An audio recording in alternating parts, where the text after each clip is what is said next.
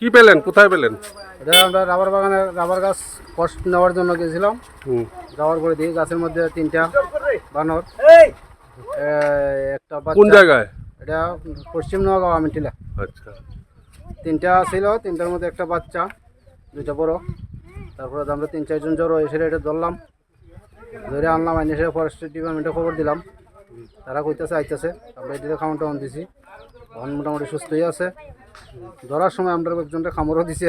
এটা কি প্রজাতির বাদর জানতে পারলেন? আমরা আইডিয়া এটা লজ্জাপতি বানর। আচ্ছা। এই জায়গাটার নাম কি? নোয়াগাঁও, পশ্চিম নোয়াগাঁও।